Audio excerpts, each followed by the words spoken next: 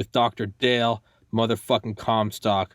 And I got the most red, white, and blue shirt I could find for the Patriots because actually, yeah, I think it was a day or two ago, and it's fascinating that, man, I'm already on 9 different topics. It's fascinating that you can get the most accurate United States news from Australia. If you go to YouTube, there are some Australian news channels. They cover everything. They're covering the lab leak theory. They were covering the 2020 election. And now the first thing they're covering Biden perhaps not being cognitively competent. And now they're the first people to start covering the, it started on Facebook a couple days ago. It's, you may have been exposed to extremist content. Report here, which is just, I mean, like a good little Reich Marshal, right? Like the Stasi's looking out for you. It's no different than like, do you think there may be Juden in your neighborhood? Like, we just want to watch them. Because they are sneaky Juden. Do you know any gypsies or Roma? That's what this shit is. But it's wrapped up, as with everything, right? You can look back and it's always 2020, right? A relationship with a girl, a friendship, a bad investment, right? You always look back and you go, how could I have been so fucking dumb? And then you look back, and then the future happens, and you look back at this moment where you were looking back, and you go, I did it again. And how did I not see that? And the reality is where we are in the current moment, I look back at the first 20 episodes I did, and it's just fucking horrible. And I remember saying that episode 100. And then at episode 200, I was like, they're still bad at episode 100. And now we're coming up on 500, and I look at how much things have improved, and I go, how did I make those mistakes? I know that in the future, I'm looking back at you and I right now, and I'm like, oh, we're still. So the point of me saying that is, what looks so crystal clear in hindsight's 2020, never arises the same way. So when we look back and we go, how did, it's one thing if Genghis Khan murders 1 million people, right? It's one thing if the barbarians or the savages do it. When you look back at a high society, like 1900 Germany, and you look at how did it devolve into a systematic IBM punch cards, incineration of 6 million Jews, how did it start? You have to realize that it's never going to start the same way again. You don't have to be on the look. I mean, there are neo-Nazis and fuck them, but you're not going to be on the lookout for, well, they're not sewing yellow stars on people, so we're good. It's going to arise in a new 2021 version. What is that 2021 version going to be? Well, it's going to be, have you been exposed to extremist content? Or the Biden administration saying, please report your extremist friends and family and neighbors. That's how it starts. It's the oldest play in the book. It's divide and conquer, and it's turn your average citizen, instead of deputizing them, you turn them into a rat. And that's where we are right now. And we've already gone into censorship. We're covering that extensively, how it's creeping in. The next step is get each other to rat on each other. Extremists. There's nothing wrong. If you are far left, you identify as a doorknob and have neon hair, beautiful. That's what America stands for, is your freedom to do that. If you are far right, like Dale and I, a white guy with blue eyes in front of an American flag, beautiful. That's your freedom to do that. These aren't extremes, or they are extremes, and they are no less valuable or justified for you to be. It's going off on a rant. Dale motherfucking Comstock, one of the youngest Dr. Dale motherfucking Comstock, one of the youngest members ever of Delta Force in OGA, author of American Badass, mercenary, boxer, actor, stud, and I've not let you talk for 4.5 minutes, so Dale, why don't you take it away, man? It's good, man. It's all your show. So, so that's actually a good way to segue in. I was just kind of floored when I got the message on Facebook said, it says you may have been exposed, right? Like, you may get exposed. It's like you may have been exposed, implying that somewhere recently, and it was recently also, you may have been exposed recently to some extremist freaking thoughts, groups, whatever, blah, blah, blah.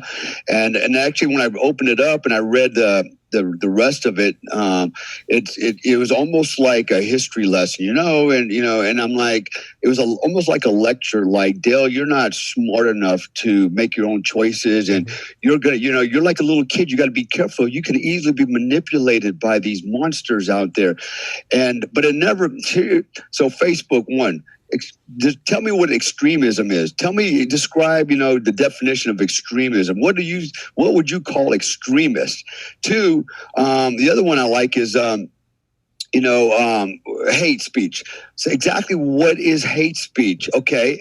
And thirdly, how is that harmful in a virtual world? Okay.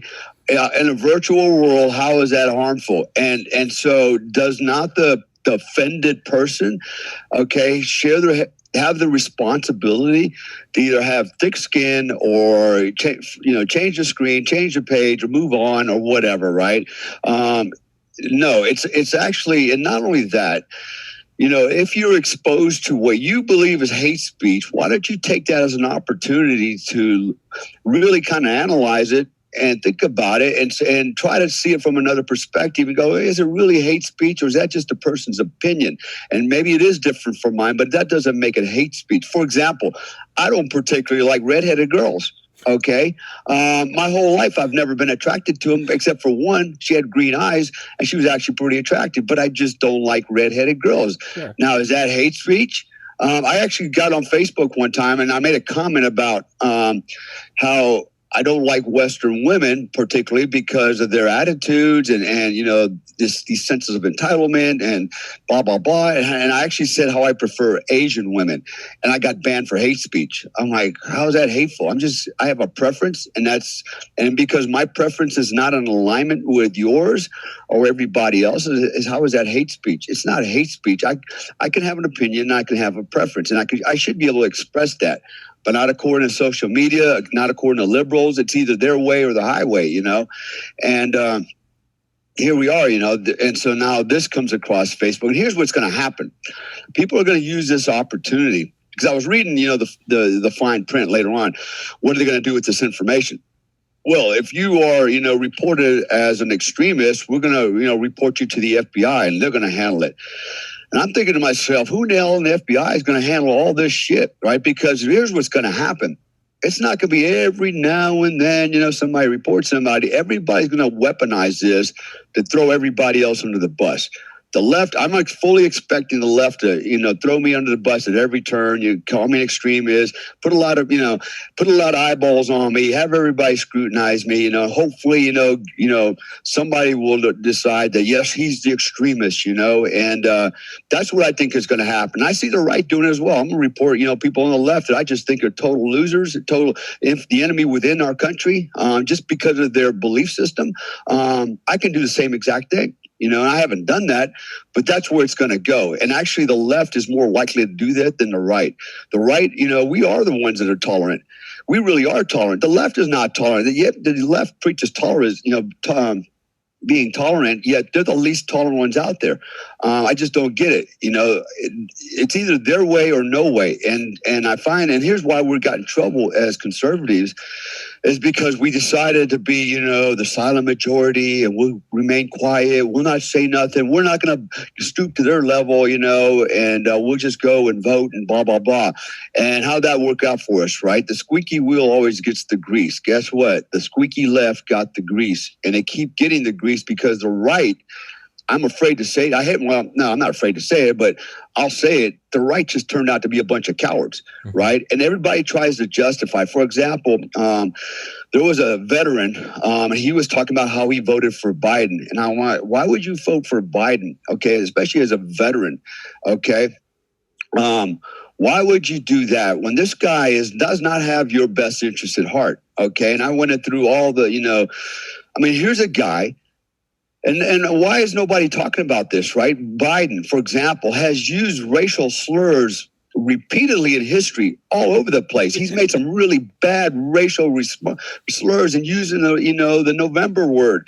I said, why would you want this man to be your leader? And he's like, well, I've got 3 little girls. I got to think about them, And I'm like, so you would rather just lay your three little girls on the altar and sacrifice them for communism and socialism and left extremism than actually stand and fight for them and do the right thing, And I was really disturbed by that, This guy took the cowardly way out. And I've had several people tell me that.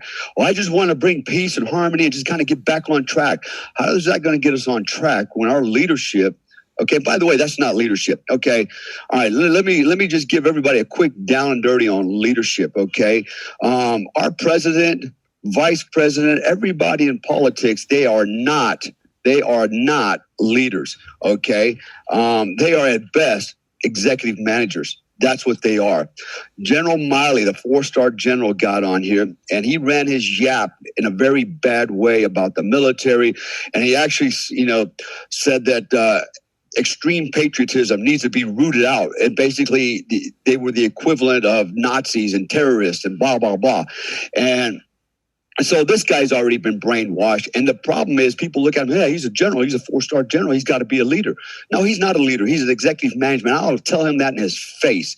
Okay. He's not a leader. He's a manager and a manipulator. This guy is not a soldier as far as I'm concerned. He's just a goddamn controller. All right. And we see that, man. I've seen that in the Navy, And so, first of all, stop looking at these people as our leaders. They're not. They're not. They're executive managers, and they're basically, sinking the ship because they don't know what the hell they're doing. So moving on, this whole thing with report thy neighbor, for being extremist, that's going to get really out of hand, okay? And that's actually going to backfire, I think, because there's going to come a point where everybody's going to rat each other out, and everybody's going to go, Jesus Christ, who do we go after first, right? Everybody's now an extremist because this guy said, who do we take serious? But all it's going to do is cause more problems. And then maybe someday somebody will go, okay, you know what? We're just all going to, we're all going to be in this model, I don't know how this is going to work out, but, Facebook, as far as I'm concerned, is social media. They're no longer just a social platform where people can interact. They are now, as you said, they're censoring content, and now they're actually acting as the police, the Gestapo. We're going to be the brown shirts. We need you to report to your neighbor, Where's it end? And here's the next question I have. So let's just say I'm not on Facebook. Okay, I'm not on Facebook. My neighbor is, and I'm flying an American flag. I'm an extreme patriot, and this guy don't like it. So does he get to go on Facebook and report me on Facebook? Hey, my neighbor's this guy, Dale Comstock, I think he's an extremist because, he flies the American flag and he drives a Ford pickup truck with it's jacked up, and I know he likes guns. And so are they going to be able to use this medium also to report non-Facebook users? Where's this madness end? And, it's and we talked before the show, and I had someone that I was going to bring on the show that's in the military, but I said, no, it's a bad idea because even as a veteran, as a soldier, you're not allowed to have an opinion anymore, and unless it's leaning left, okay? And it's not even about neutrality anymore. It's basically don't be right. Don't be on the right. Don't be a patriot. Don't be extreme patriot. That's bad, And so, this person would have gotten on here and probably would not have said one thing one way or the other, but the fact that he's on social media as a veteran, he probably would have come under some great scrutiny, and because he doesn't get that freedom of speech anymore, and we see this happen in the military now. Suddenly we've got to root out all the extremists in the military like it's inundated with extremism. Let me tell you something, man. The military is the furthest from being racist, extremist. I can tell you from being in combat arms, When I say combat arms, I'm talking about actual war fighters, Green Berets, Rangers, infantry, Marines, Delta, SEALs. These are the war fighters. I can tell you within the ranks, 99.99% of those guys are conservative and they're patriots. They're extreme patriots, okay? We used to, before we did an operation, man, again, I better watch what I say about what unit. But before we used to go do an operation, man, we said prayers. We listened to "I'm proud to be an American." All this stuff, right? And it reminded us why we're fighting, man, and who we are, right, and what we're fighting for. God forbid that leaks out now. It's like, what do you mean they're sitting there singing patriotic songs before they go to combat? What do you mean they're saying prayers? That's where we're at today, and we've let the liberals sneak in the military and indoctrinate our management. I'm not going to call these guys leaders because they're not. Our management, the only leaders in the Army and military are non-commissioned officers. They're the only leaders. Okay, period. No offense to my officer friends, but they know the deal. Mm-hmm. They know who's actually pushing the troops and making shit happen, and it's not them. It's the non-commissioned officers in the military. Mm-hmm. It's a couple different points I want to hit on, but the first is just kind of a low-hanging fruit, but I got to go for it. Do you think on June 5th, 1944, the night before, do you think you've seen all those black and white pictures of Eisenhower's going around to the troops? They're painted in the maritime paint, and they're getting ready to go get slaughtered on the beaches of Normandy. Yeah. Do you think he walked up to each of them and said, now, don't love it too much, all right? I know you're going to go walk in to a wall of lead, and your head's going to explode, and we're going to fight the Nazis. But don't love that thing too much, all right? Because that's toxic. No, the very method, you don't go into it not sure about it. You don't dip your toes in. I really want to do extremism is what makes the best things in the world. Why is Jeff Bezos worth $500 billion? Why is Elon Musk landing rockets the size of skyscrapers straight up? You can hear the sonic booms as they come in landing again. Why do I have a phone that is 2 years older than this laptop but has 4 times the memory on it? Tom Brady, Patriots. You don't get.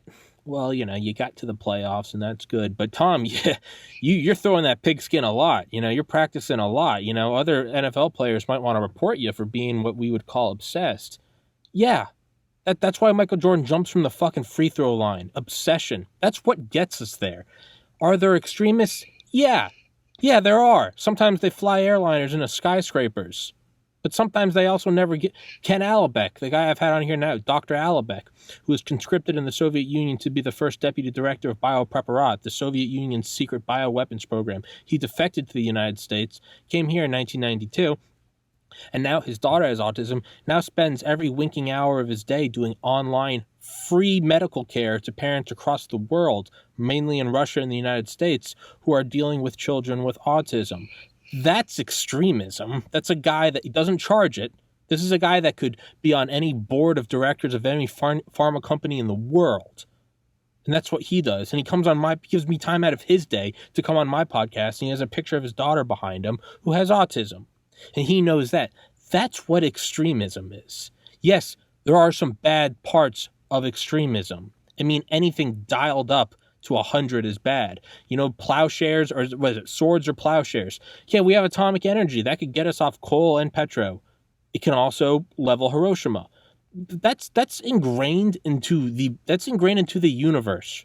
All right? You can be a loving father. You could also be a helicopter parent and never let them out.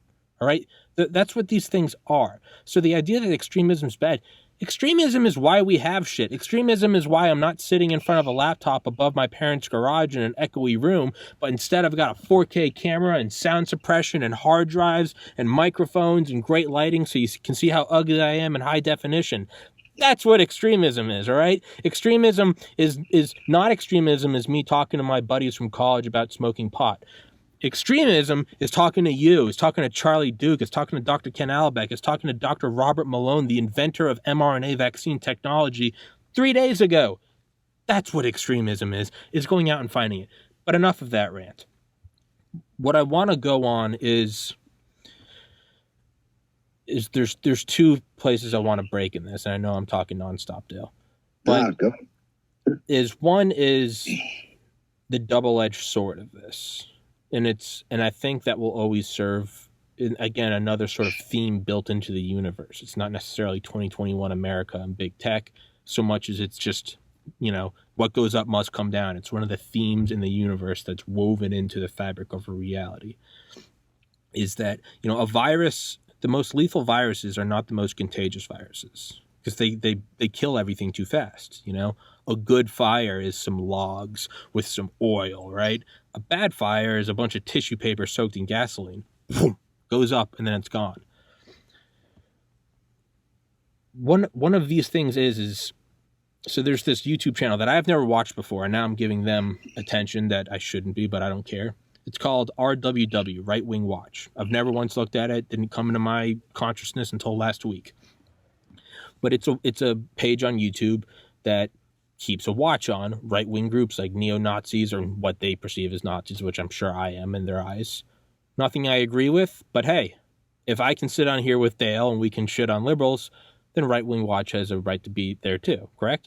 That's the ugly side of tolerance is, hey, I don't agree with it, and I know they're shitting on me because I'm white, but hey, they're paying their taxes, they're not physically harming me. That's your freedom in the United States. Freedom of speech is not for what you agree with, it's for what boils your blood. They're free to do that. YouTube, they got caught in the dragnet sort of filter because they're covering things like the election audit or Wuhan lab leak theory or Fauci's connections to Big Pharma. Because they're covering the right-wing groups that cover this, it came across, it's like if the FBI was investigating child porn and then you walked into an FBI office and you saw child porn, you'd be like, the fuck is this? No, they're monitoring the guys doing it.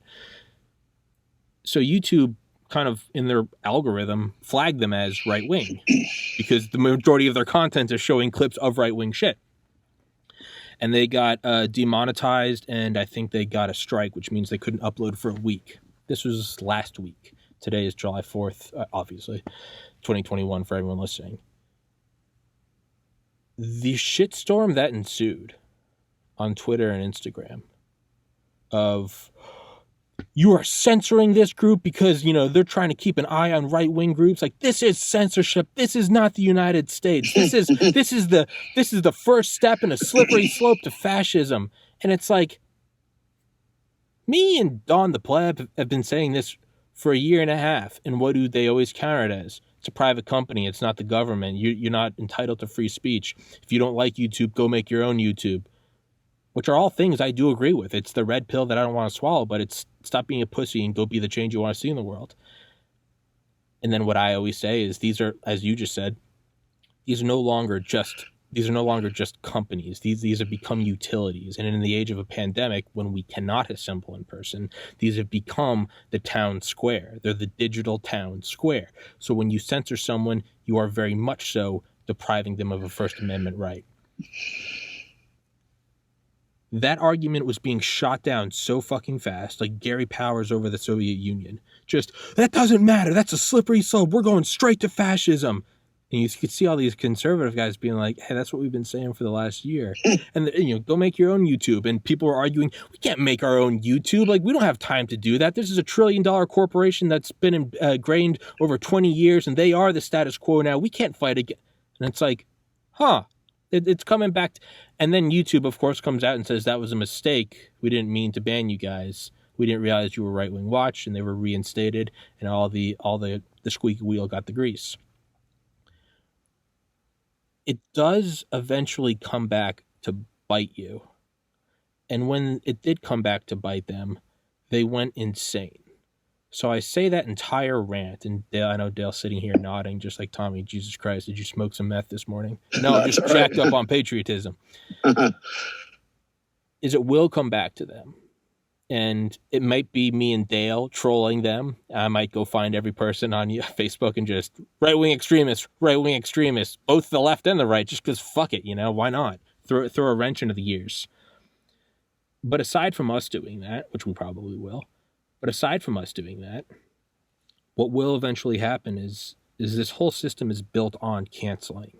If you ever break it down to most elementary pieces, it's the powers of construction or creation and destruction, canceling. They don't create anything. All they do is cancel. They don't build a tower. What they are doing is they're chipping away at a marble block and they're trying to create a sculpture. And at some point you might actually make like a Michelangelo like sculpture. It might be beautiful. But they don't know how to add. All they do is continue to chip away. They can do nothing but cancel. So at first they're going to cancel Dale and I.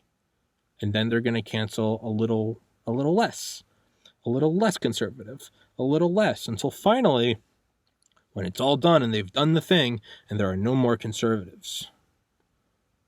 Well, now you're going to have moderate liberals, like my friend Ernie, who comes on here. Ernie, born in Mexico, worked in the Obama administration, is the textbook antithesis to who I am, but we're friends.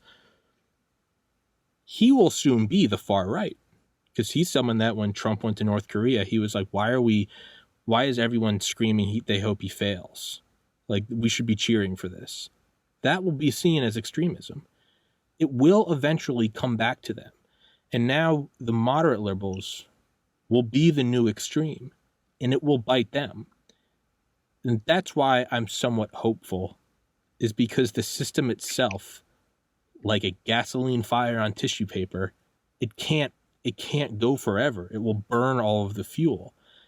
What comes after that? Some sort of imminent collapse, which will be hilarious. But the rate at which things are going and what they're doing, we're in a snapshot right now, and it can't go on forever. And it's a long snapshot. So, it's like if I sneezed and you watched it in slow motion, it would seem like forever that my eyes were closed and my mouth was open. But the reality is it goes by like that. We're just on like a much bigger sneeze. And it's a sneeze because America's allergic to bullshit. And that's what it is. And it's a very slow motion sneeze. So right now it may seem like they're canceling everything. They're filtering out the extremists in the military. They're, Dale Comstock's the enemy of the people. I think we're seeing a very slow motion sneeze right now. It's going to accelerate and it's going to kill itself.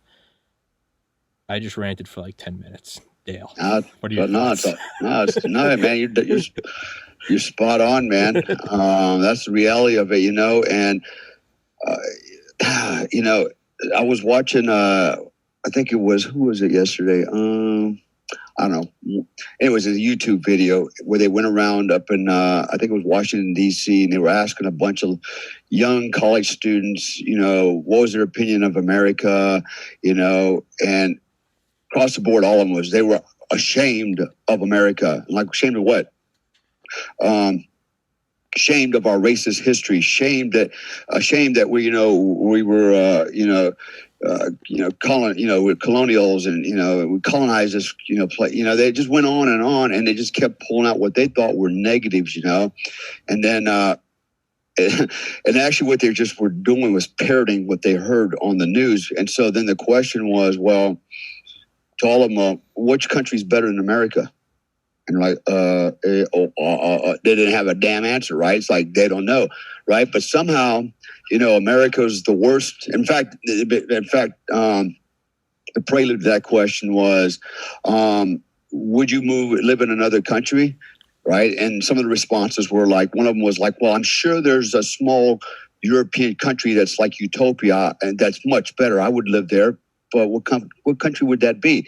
And so, and many of them, said they would consider, moving out of this country to a better country, but not one of them could actually articulate what country that would be and what it would look like, right? And then when they all asked that question, they're like, that's a tough one. Why? Because you never thought it through. Yeah. There's never the next step, right? It's the one I always look at is I look at someone like Dr. Ken Albeck defecting from the Soviet Union. My buddy Ivan Georgiev, who's 6'4", bodybuilder. He won Mr. Bulgaria. He lives in Vegas now. I've been trying to get him on here for a while. He's the next Arnold Schwarzenegger. He finally got his green card and moved here from Sofia, Bulgaria. My buddy Prince Blackosh, who I worked security with 7 summers ago, couldn't speak a word of English, was from Kosovo. His dad was a journalist who had his arms and legs broken by the Serbians and thrown on their front lawn because he was publishing stories that were favorable to NATO. He moved to the United States. The guys that know what it's like to not be here and not be from here, those are the guys that they wear these colors every day of the year. I throw them on July 4th. These are the guys that it's the middle of fucking March and they're walking around with a little flag because they know what we have and we don't. And these are people who are, and they will not blink twice. Like, America's the greatest country in the world, and people be like, well, don't you know about other church? And be like, you shut up. I mean, one guy, he always says, he was shh ho. He just he calls girls hoes. He goes, you shush ho. You shush ho. You're in America. You're the best place in the world. That doesn't mean that we can't criticize it, right? You always got to get better. I mean, you yourself, Dale, you compete against yourself. Always get better. I'm doing good now at the podcast, competing against myself. I want it to be better. But there isn't, if you can't name an alternative, then it's probably because you're at the best place. You know, if you can, I want to be a better quarterback. Well, who do you want to be like? I want to be like Tom Brady. I've only won 1 Super Bowl. I want to win 7. Okay, fuck yeah. If you're looking at Tom Brady and going, you know, he's just not the GOAT. It's, sure, okay, I'll entertain that. Who is? And if you can't answer it, then isn't it Sherlock Holmes? When you've eliminated all unlikely answers, the remaining option, no matter how unlikely, must be the truth. I mean, have we done terrible things? We've done horrible things. The Tuskegee experiments, the Miley massacre. We've done horrible things. And to say we haven't is just not true. Name a least evil free society in the history of man, let alone right now. Yeah. And if you look at history, past and present, at other countries, their history is as dark or darker than ours. All we want to do is focus, and I say we, I'm not saying we as in me, but I'm saying we as the liberal, the left side. All they want to look at is all the negatives, okay? And they're not interested in making this a better country. You know, for example, you know,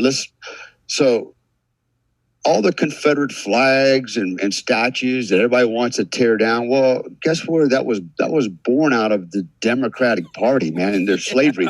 And now they want to erase that history, but they don't want to acknowledge it was their history. And moreover, why do you have to destroy it? Let's leave it up and learn from it. Let's remind the next generation what happened.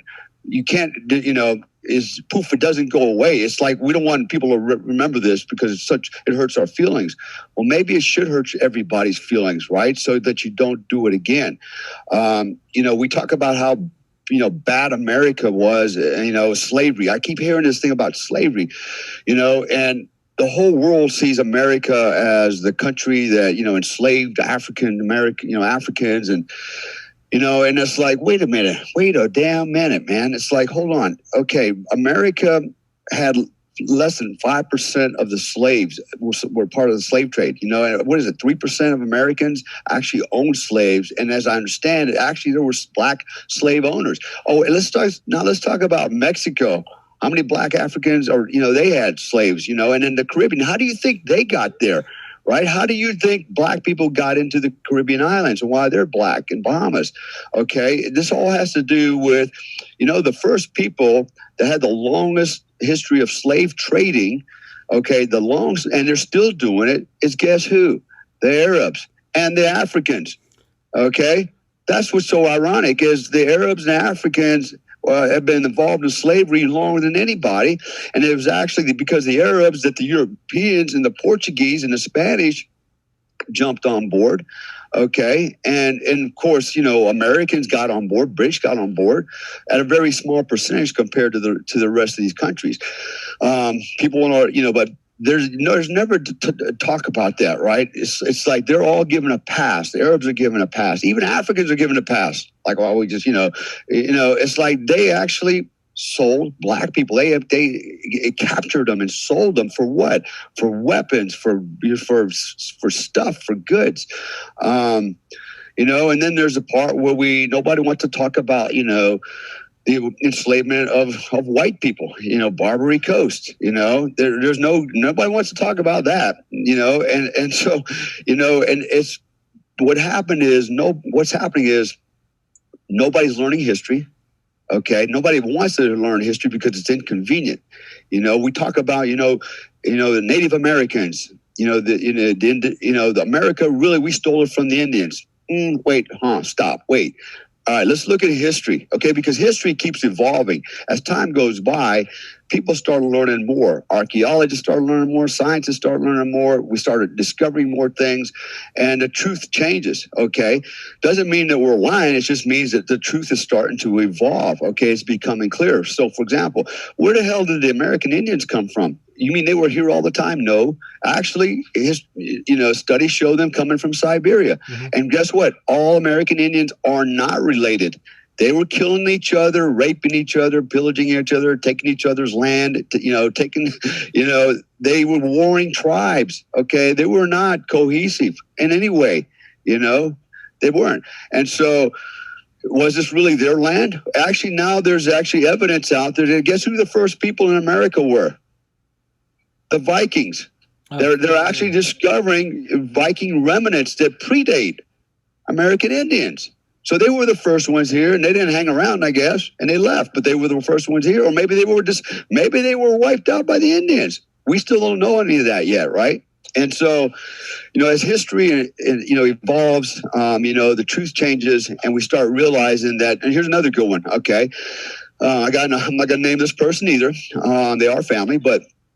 They put a post up one day about how Scotland, ready for this, was discovered by an African, okay, an Egyptian, all right, Egyptian pharaoh's daughter, African black, worked her way up and ended up in Scotland, and basically unified all the Scots and created Scotland, and that's why. And her name was Scotus, okay, and he's Scottish. Well.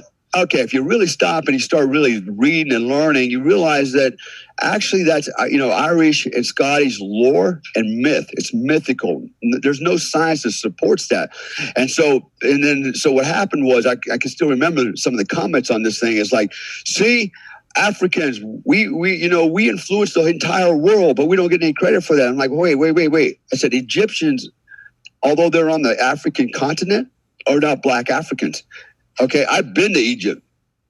They're not. They're Arabs. They're Middle Easterners. They've got olive skin, brown skin. If you ask them, are you a black African? I'm like, no, they're not black African. Okay. And then the argument is made, well, we built the Egyptian pyramids, that the Western society stole from us, and Western society was able to thrive based on our engineering knowledge of building and construction and stuff. And it's like, well, first of all, black Africans didn't do that. Egyptians did that. And oh, by the way, guess what? There are pyramids on this planet that predate Egyptian pyramids. Mm-hmm. In fact, the oldest pyramid right now has been discovered in Indonesia. Now, how did that happen? How did that happen? Did the Egyptians go to Indonesia and steal the technology and build a pyramid, or vice versa? We don't know that, right? That's still to be determined. But what we do know is Indonesia has one of the oldest pyramids on the planet. Okay, there's other pyramids, Brazil and South America that are older. So what came first, the chicken or the egg? Who knows? Okay, but this is a problem with people if they avoid inconvenient truths, okay, and they just cling to whatever sounds good that supports their narrative, their ideology, and is like one-upmanship. And rather than just going, listen, you know what, we're all, and I'm going to add one more thing. So now also they're discovering, okay, that the first man, okay, we are not all humanoids that arrived from Africa. Now they're finding out that there were several different types of humanoids coexisting. The Neanderthals, in fact, they're finding Neanderthal DNA in in our systems. There was Java man, there was Daviana man. There were several different species of humans living at the same time, unrelated, and they had different origins, not necessarily out of Africa. Okay, so this whole argument, we all came from Africa. Now scientists is going, no, not exactly. We're finding skeletal remains that predate some of these, or Lucy from Africa and these others, right? So, you have to keep an open mind, okay? And, and understand that science changes, everything changes, history changes as we start learning more. We run with what we think we know now, but it's almost, I don't want to say it's malleable, but it is, it's evolutionary. The more knowledge we find and we start refining what we know and what we learn and what we discover, it's like, wait a minute, okay, maybe the truth is more like this now, and so people need to just get over this, this inferiority complex, because that's what it is. It's an inferiority complex. You said something earlier about, being white, right? So automatically, your flesh tone, because it's lighter, okay, and you're whiter, suddenly you're automatically inherently racist. Okay, that is now the narrative out there, right? The critical race theory and all this stuff said, well, if you're white, you're born racist. Now, let me think about that for a second. So what you're saying is, biologically, I'm different from you. You're different from me just because of my flesh tone. But you don't want me to discriminate against you and say you're different because we're different colors, right? You can't have it both ways. You can't say we're all equal, just our flesh tone is different, except for you, Whitey. You're actually racist, and with no scientific evidence of that, but it sounds good. Okay, so and I did a podcast a couple of days ago, very good podcast with a black pastor, and and his whole group, and and he was very much in line with me. We here in America, we want to label each other, or we want to label ourselves. Okay, I'm an African American. No, you're not. You're an American. Just like I have German. My mother's German. My father's British, English with Cherokee in him. I don't run around and go, yeah, I'm an English, Cherokee, German, American. Okay, I'm just an American. Okay, that's what I am. No more than you are. Not a black African. Okay, you're not. You're just. African American. You're just American. We got to get so, because if you run around going, I'm just a German American. I'm not really an American. I'm a German American. So you're saying you're different, right? You want to dress different. You want to talk different. You want to, you want to install your own culture. You create your own culture so you can be, separate. But you don't want me to treat you differently. But you want to be different. You're telling me you're different, right? And so if you want to be different, then expect to be treated different, If you don't want to be treated different, then act like everybody else, as a collective. Here in the United States, we are a collection of races and ethnicities and cultures, man. That's what we are, is the melting pot, right? We're not all, we just happen to be, the majority is white. But we've got Asians, we got everybody here. It's a mixed pot, so why can't we just all be and identify as one group, Americans? Okay, we got one charter called the Constitution. Okay, we have one language called English. That's what we are. That's who we are. But why do we have to sit here and keep, installing our culture, and our way of life, and it's actually not even, a lot of times, it's not even a way of life, right? So if you live here your whole life and you say you're an African American, like I was just at Walmart a little while ago and I saw these black American women walking around with African, stuff on them and, headgear and, and clothing. And I know they weren't Africans because I'm, listening to them talk. And okay, so, I get it. You kind of like, are you proud of your African heritage? Okay, but you really don't know what your African heritage is unless you've been to Africa. I've been to Africa many times. Okay, if that's the criteria, then I really am African American. But I understand what's going on there. I've seen it and I've been there, and but everybody wants to be different, and that's why we have these different kinds of cults out there, right? We have the Jim Jones cult. We believe a certain thing, so everybody, 900 of you, drink Kool-Aid with poison, and we're all going to die together. We got David Koresh and Waco and all these others out there, man.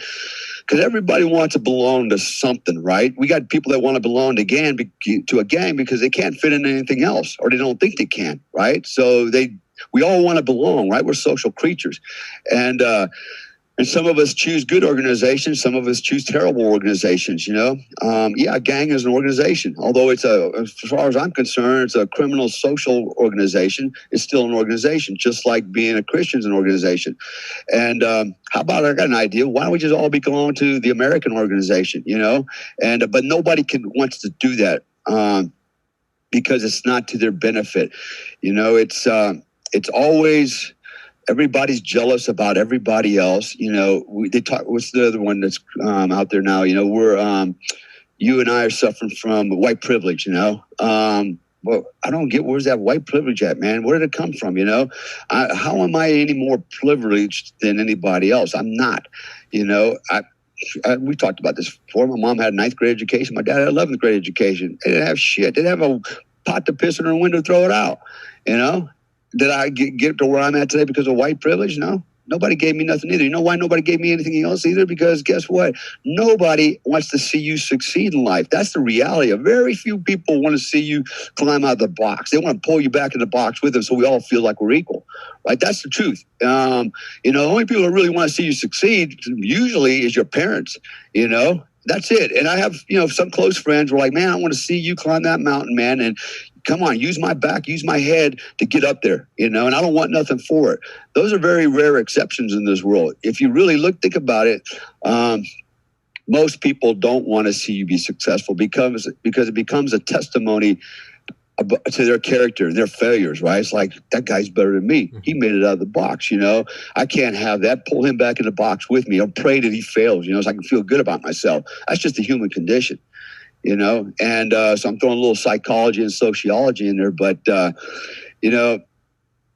we have to learn to just get along, put all this other bullshit behind us, stop looking backwards. Okay. That's the other problem. Everybody keeps looking backwards, man, instead of looking forward. 2% of the population, only 2% of the global population is successful and actually lives the ideal life, the dream. What they would, like, man, I would love to live like this. And 2% actually create that reality. I'm one of those. We could talk about, there's a lot of very successful people out there of the 2%. But the other 98%, they never live the ideal life. They never live a life fulfilled for various reasons. Usually because if you want something in life, you have to work for it. Okay. Nothing's for free. If it was easy, everybody would do it. It's not easy. My successes required a lot of hard work, okay? Perseverance. It required me to dream and pursue the dream. Had nothing to do with willpower and philosophy, or white privilege. My flesh tone didn't get me into anything, man. Didn't open any doors for me. Nobody go, hey, yeah, this guy's white, bring him on in. Hey, this guy's white, give him a doctoral degree. None of that happened, man. None of that happened. Okay, I got ahead in life because of what? My dream, my pursuit of excellence, and my never quit attitude. No matter how many times I got knocked down, I got back up, dusted myself off. And guess what? I never said, hey, they knocked me down. They're holding me back. It's their fault. I always took responsibility for my success as well as my failures. If I let somebody knock me down, that was my fault for allowing that.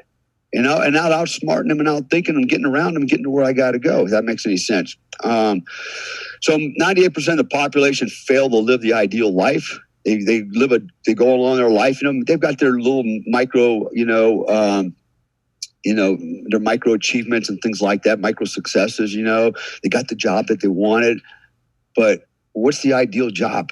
And by the way, remember I just said it's a job. So what you're doing is you're working for somebody to make them money, right? And to get you some money, but are you really living the ideal life? The ideal life is that none of us would ever have to work, right? We have everything that we could possibly want, live where we want, and all we got to do every day is get up when we want to get up, go to the beach, go fishing, do whatever the hell we want, go to bed when we want, and not worry if we stay up too late because we can sleep in tomorrow, and there's plenty of food. That's utopia, and it don't exist, right? Not for everybody, but for 2% it does.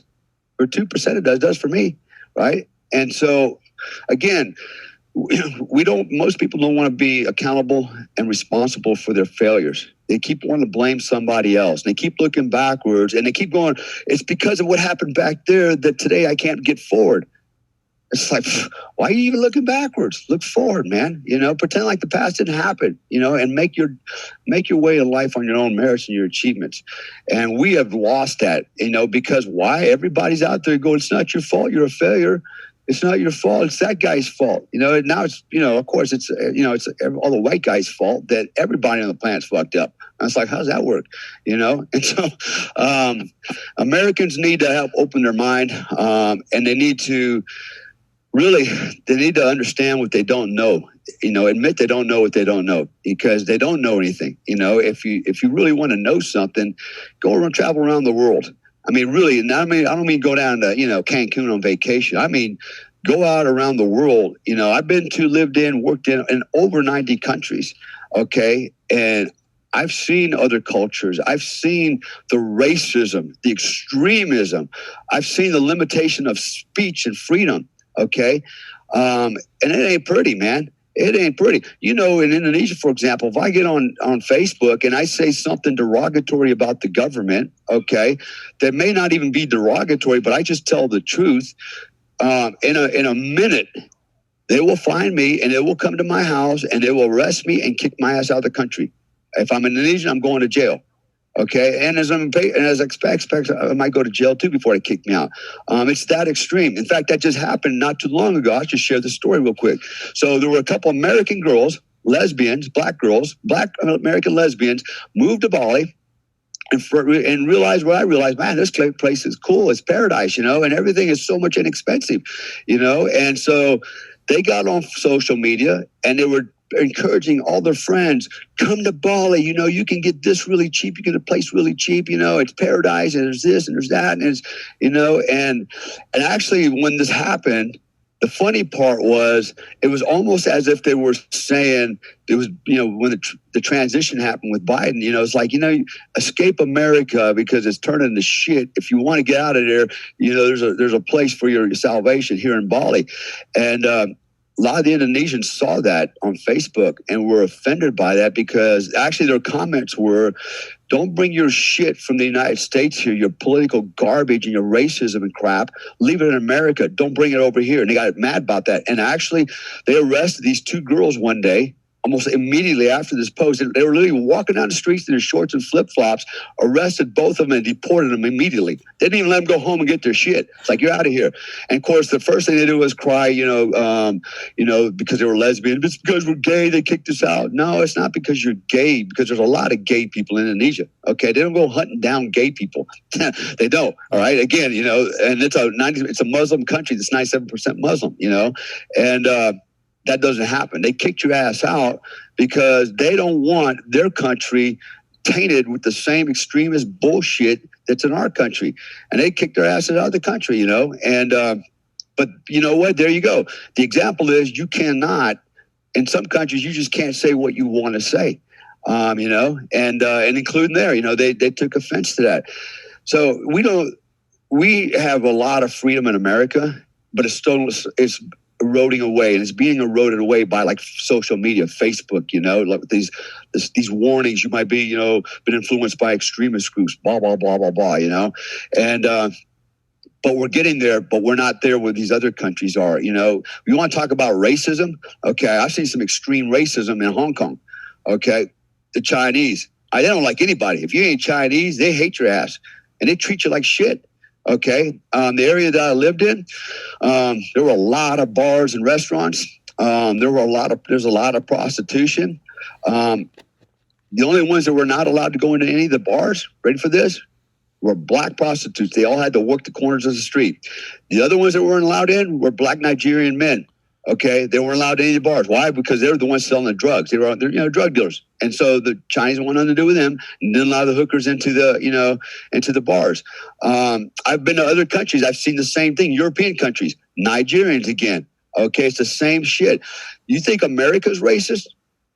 Yeah, get out there and walk around the world, and you'll see who's really racist out there, man. Who was I talking to yesterday about Spaniards? We're very discriminatory towards Mexicans, and particularly dark-skinned Mexicans, and it's everywhere, and it's pernicious. But it's, America is probably the least racist country in the world. And I think it's probably because of that we have people in this country that want to really prop it up even more because they need racism to fuel the fire and keep this divisiveness going, because they're getting power, they're getting money for it, and they're trying to keep us separated, and it's a sad state of affairs, but a lot of it has to do with people's ignorance. They're too lazy to learn. They're too lazy to do their own due diligence. They're willing to take at face value everything they hear on the news, which, by the way, I stopped listening to news. I used to be, I listen to Fox News. Sometimes I CNN only because I wanted to see what my enemy was saying. But after the election, I saw the shenanigans Fox News poll, and then I realized it was owned by Democrats. I'm like, I'm done. So I don't listen to any news. And I think it was, was it Mark Twain who said that the man that doesn't read the newspaper is closer to the truth than the man that does, and it's a lot of truth to that, right? And I realized if I just divorce myself from all this stuff, I try not to follow Twitter and all the propaganda bullshit on there, the news, I find that if I just use my own common sense, do my own due diligence, and look around, I'm closer to the truth, Like, for example, down here where I live in Panama City Beach, Florida, it's very conservative, and there's a lot of minorities here. I have yet to run across anybody that says they voted for Biden. At least they wouldn't admit it. And all the minorities I know, the blacks they're ultra conservative as well. They're not buying into this shit. I'm like, well, who the hell voted for Biden then? Because I have yet to run into anybody that did that, right? I have yet to run into anybody that really is buying into this whole, transgender thing in sports, and I'm not getting it, man. Where's this coming from? And so that's why I said I'll do my own due diligence, and the truth is around me, and I believe more of what I see than what I'm reading and hearing on social media and the news. So there's my 10-minute rant. Beautiful. Think about it. Wuhan lab leak theory was viciously censored, and now it kind of seems like that's what it is. Exactly. Side effects to the vaccine, viciously censored, and now the CDC is putting out warnings about heart inflammation. Do you notice a pattern? Yep. Talking about the 2020 election, viciously censored. Yep. I wonder how this statement will age. Yeah. And I'll leave it with that. Yeah. Exactly, man. God bless America. God bless everyone. We're in the best nation in the history of the world. It has its fucking flaws, but it's fantastic. If you don't like it, I don't know, go fuck yourself. Happy 4th of July, everybody. And thank you, Dale Comstock, for your... I've had people such as yourself tell me, never say thank you for your service. It's cringy. But I have to say it because of men like you.